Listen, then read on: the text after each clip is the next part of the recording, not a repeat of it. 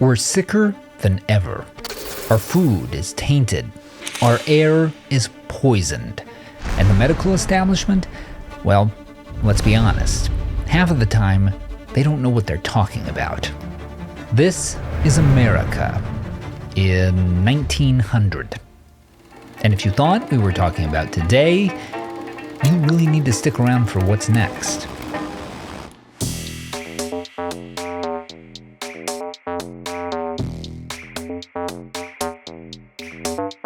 Here's the good news about modern America.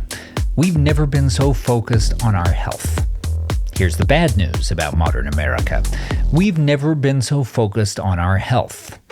Yes, it's true that diet, exercise, and juices, whose color seems like an evolutionary sign that they'll kill you, have never been bigger. And that's great. We could all stand to be a little healthier. But the downside is that being this obsessed with wellness can make us lose perspective. These days, there's a common notion that all this effort is necessary because we're living in a uniquely unhealthy age. But in reality, many of today's health anxieties are things that even our recent ancestors would have regarded as high-class problems. Consider America in 1900, a year that's probably only 3 or 4 generations away in most of our family trees. In 1900, life expectancy in the U.S. was only a little over 47 years. The 3 leading causes of death were pneumonia, tuberculosis, and diarrhea. In some American cities, up to 30% of infants died before their first birthday. Not a single American city was disinfecting their drinking water at the time. We were still 6 years away from the first national law regulating food quality. And since medications weren't regulated either, the quality was, let's say, hit and miss. In other words, if you told someone from 1900 that one of your biggest health concerns was whether you were getting enough goji berries, they'd probably punch you in the face. Now, none of this is to say we don't have serious health problems today. We absolutely do. But here's the catch. You can't really understand those problems until you see them in the context of the incredible medical progress of the past century. These days, for instance, we hear a lot about the epidemic of chronic disease. And it's a real thing, but maybe not for the reasons you think. It's often implied that chronic disease is the result of some kind of unseen environmental toxins, that we're all being poisoned by unsafe food, untrustworthy pharmaceutical companies, or pervasive chemicals. But the real explanations are often a lot less sensationalistic and a lot more conquerable. Start with the term itself. Chronic disease means an ongoing affliction that you have to live with for years. And one of the reasons it seems like we have so much more of it these days is because we have so much less of that other kind of disease. The kind that just kills you stone dead. Thanks to an effective vaccine, the U.S. eliminated smallpox, a disease with an average fatality rate of 30%, by 1952. At the turn of the last century, tuberculosis was killing 1 out of every 7 Americans. These days, the number of Americans who die from TB each year runs between 500 and 600, which, for context, is about 50 times lower than the number of people who die every year from falling at home. In 1900, 30% of all American deaths were children under the age of 5. By the end of the century, that number was 1.4%.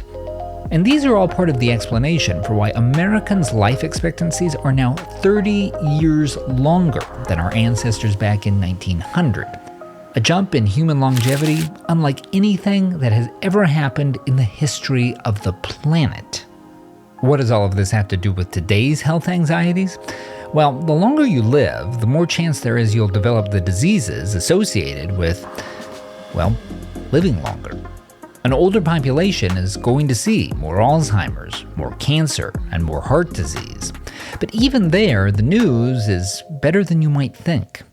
For instance, when you hear that the number of annual cancer cases increased by 36% between 2000 and 2021, it sounds like everything is going wrong. But media reports on numbers like that often leave out some important context. The single biggest risk factor when it comes to cancer is age.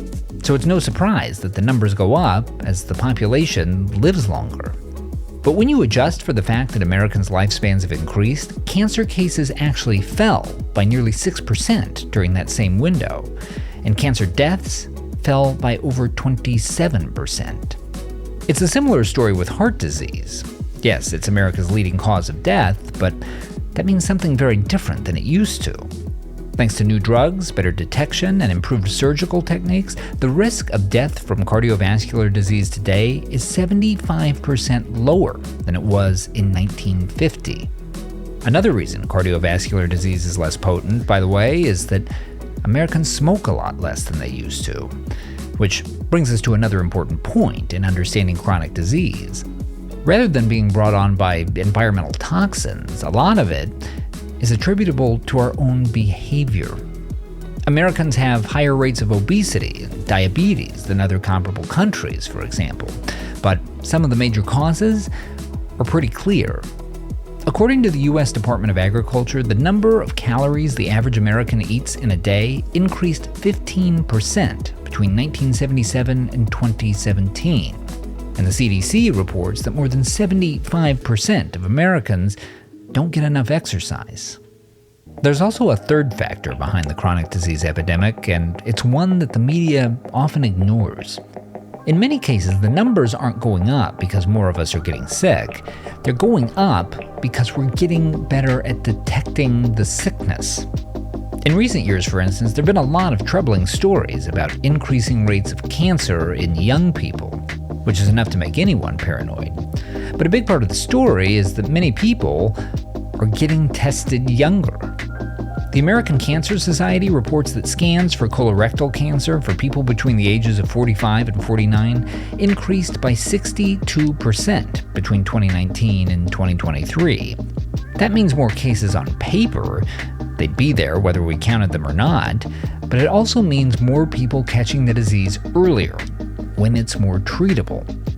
And when you put all these pieces together, the picture of America's health that emerges is pretty different from the stereotype.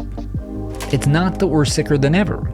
It's that the sicknesses we're focused on today are often the byproducts of other successes: longer lifespans, abundant food, better medical diagnostics. It's also not that we're being poisoned by the pharmaceutical industry. In fact, whatever their other faults, it's those companies that are churning out the treatments that are beating back cancer, heart disease, and these days, even obesity.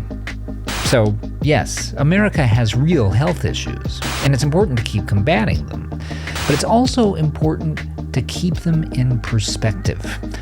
Ask any American in the year 1900 if they'd change places with us, and they couldn't say yes fast enough. Although when they see the juice thing, they might pause.